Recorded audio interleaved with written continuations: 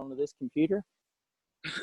All right, good afternoon, guys. It is, it's going to be day 3 of the 49 days of Carolina Bible Camp. And today we have 2 amazing people that I've been working with at week 1 for I don't know how many years now. Eric and Amanda Haskins. I didn't even put an S on the end of it that time. So I did good. I want to welcome y'all to this interview. We get to share a little bit about, of course, somebody calls me during this time. Sorry, guys. Not a very good. We just thought it appropriate that we channel our inner camp and pull out the hammock today. We are breaking a rule of Carolina Bible Camp, and so yes, maybe you that's are. the only blessing that we found so far is that we can double nest in our But you have the ring on your finger. Yeah. There you go. At Carolina Bible Camp, we do 1 penny per. Yeah. There you go. All right. So to start off with, what's your feelings right now about missing camp? It's a real drag, man.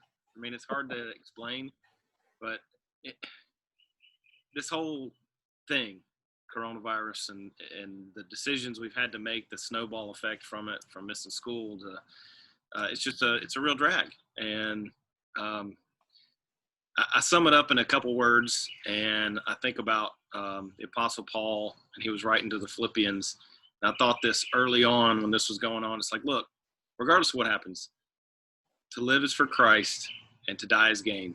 If I catch this virus, I'll either get over it or it'll kill me, and I don't care either way because I'm going to live my life for Christ. And that's how I'm going to push it. I think it's I have felt heavy-hearted all week.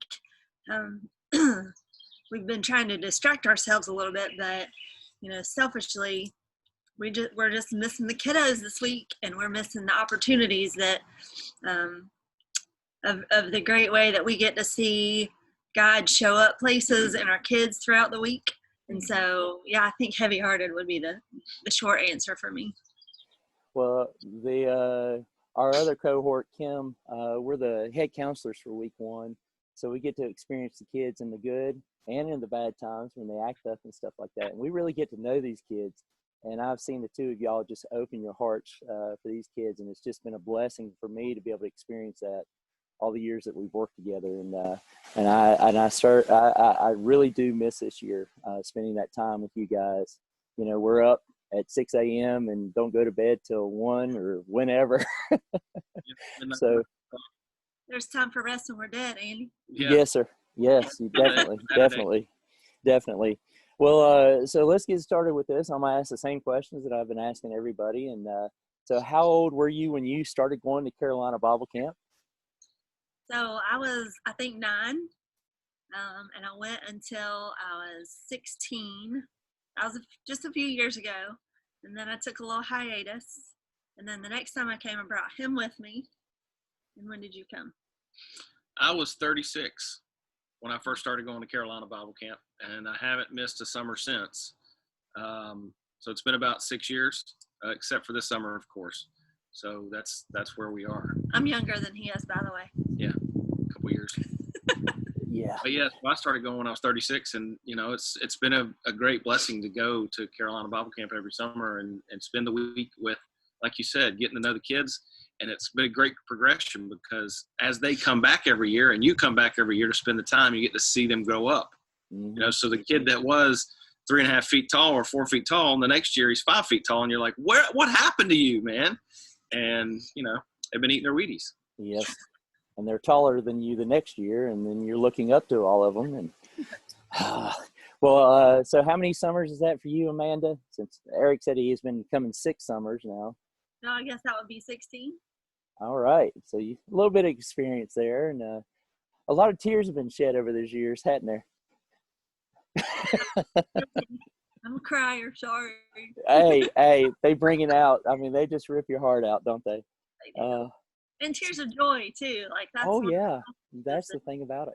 Eric talks about the kids come back year after year and seeing them grow physically, but to see some of the kids be havoc wreakers the first year, and then can't wait to work in the kitchen when they are 13, 14 years old, and then watching them progress to be counselors and to have to deal with the havoc wreakers that are going to be counselors one day, and to watch these kids just blossom and to grow in maturity of the Lord. It's just, I hate this year. So what keeps you coming back, really? Is it what you just said, or is it more?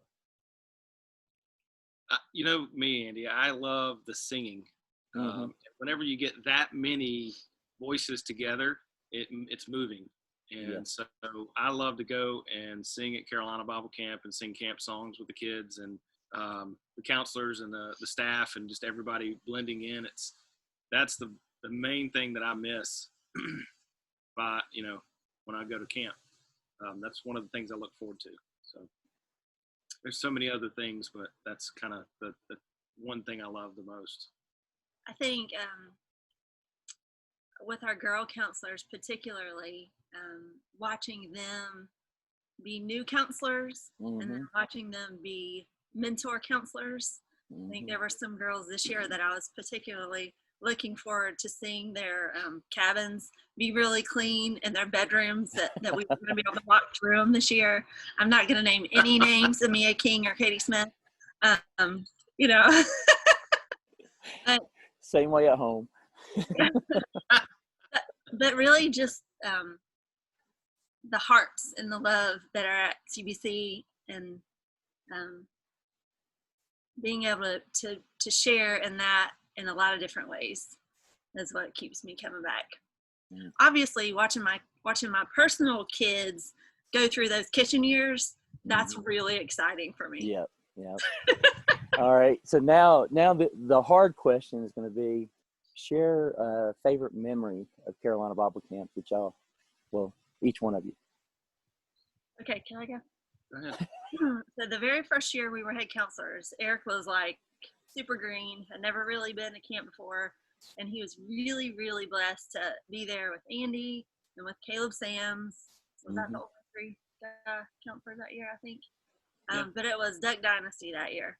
So I have vivid memories of the three of you guys riding golf carts at exorbitant speeds with wooden ducks all over camp, and watching the kids get super excited about hiding and finding these wooden ducks. It was like we didn't know if it was going to be a win or a fail, and watching that week come to life, and watching Eric get to know you guys as brothers in Christ in a way that he had never really known people before. See, I can't help it. You're leaking. But watching him find and discover friendships that he had never known before, that was a game changer for him. So I'm forever grateful for that. What was the question again? Share your favorite memory. Yeah, my favorite memory. Oh my goodness, there's like so many memories are made there. I think one of the things that's the most fun and is there's this big teddy bear that's at camp every year with us, and whenever you walk by, whether he's in the middle of something or not and is teaching his class, he will say, "And you got to be baptized." I think Paul is hilarious. Yes. And I love the band. So when he says that, I always think, oh my goodness, there you go again. And I probably heard him say that about 50 times. Each week. Yeah. Each week. But wait, let's do like one of the, I guess, concise. Most important memories for me was when Ethan walked up to me last year, the year before last. Anyway, and he was like, "I'm ready to be baptized," and I could see it in his eyes and his, he was moved and repentant, and he knew what he was doing. And then you, Andy King, got to baptize him at the swimming pool there, and to have that experience. Great things happen at Carolina Bible Camp, and so that's right now. It's one of my top memories of my camp experience. Now I'm leaking. Hey, well, I can make you stop. There's one more memory that we both have, and it goes, Lightning's dangerous. Lightning's dangerous. You make me pull my computer off the rail here. Some kids write songs while they're there, and it was raining and lightning's dangerous. Yes. I miss Ethan Norfleet. Absolutely. Ethan Norfleet, there's your shout out. There it is. The Norfleet. All right. So here's the next question. What would you say? Let me see here. What would you say to a kid if it was his first time coming to Carolina Bible Camp? What would you want to say to him? Just do it, man. Just do it. That the experience, if there's any apprehension or it'll totally be worth it. That the staff, the other campers, the location, it's like no other, and you will love it. You'll enjoy it. How about bring money for tie-dye? There you go. Bring money for tie-dye. You're going to need to do some crafts, so plan for tie-dye, plan for other things. Yep. And, don't hold back. Go all out in the Gaga pit, man, because there's some kids. And that's one of the most fun things is there's so many people, so there's so many things you can do between the sports and activities and then Bible classes and learning and growth, and just do it. Have fun. That's a good point. Fully immersed. All right. Now, if y'all could name one person, a staff member or a camper that's made an impact on you, who would that be?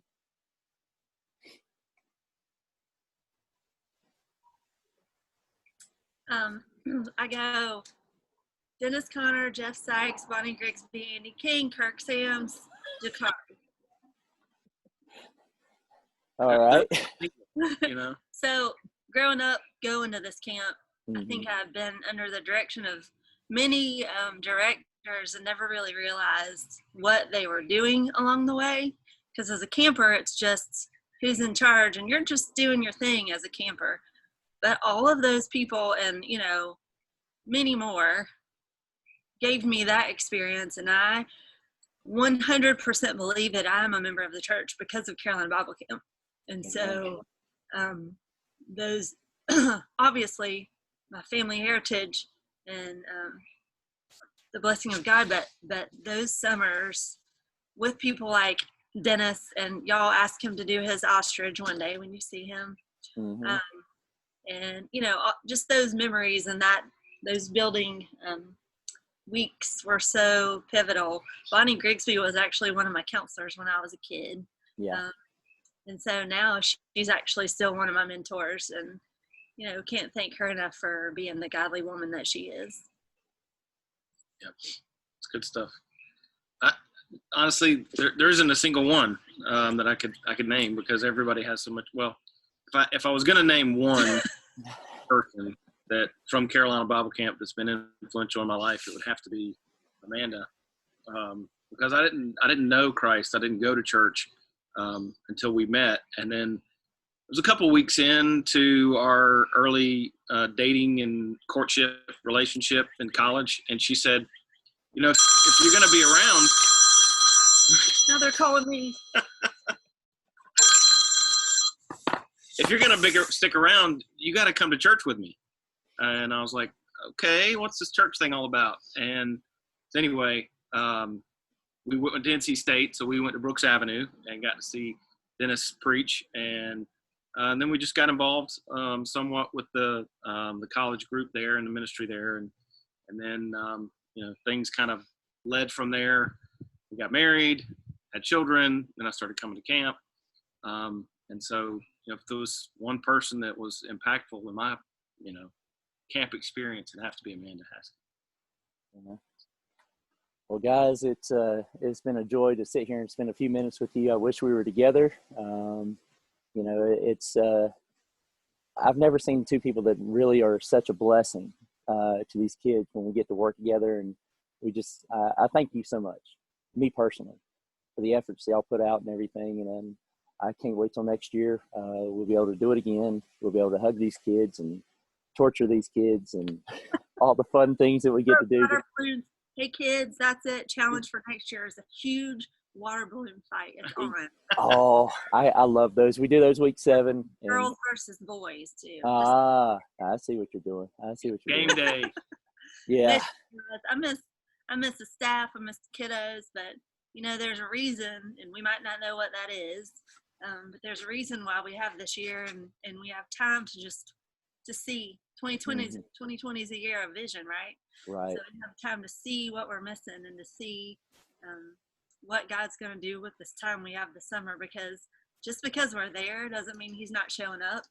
And just because we're there doesn't mean that we can't redeem our time in a way that would be God honoring and that would further the mission of the kingdom while we're at home. So y'all keep doing what you're doing, and we love you kids, we love you parents, we love you Mr. Andy and Mr. Kirk and Mr. Freddie and everybody else. We'll see you soon. I'm still gonna have my frozen Snickers bar and Dr. Pepper. Which reminds me, I just gotta throw some Snickers bars in the freezer here. Yep. Which reminds me, so we'll be throwing down our 49-day challenge later, so you guys check out Facebook for that too. Okay. Well, good deal. We're going to have a T-shirt that's going to be coming out here before long, so the kids can buy a shirt for 2020. I know it won't be their particular week, but it'll be something that'll be mindful of what this year's been about. And so I just challenge you too, you two and all the people that'll be watching this. There's a bunch of kids out there that you've become good friends with. Reach out to them. Just tell them you're thinking about them and you miss them this year, but there'll be another year that we get to come back together and share Carolina Bible Camp with each other. Guys, I love you. I can't wait to see you again. Just take care of yourself and hug them kids for me. All right. Absolutely. Yours too. Love you, man. All right, guys. I appreciate it. We'll talk to you later.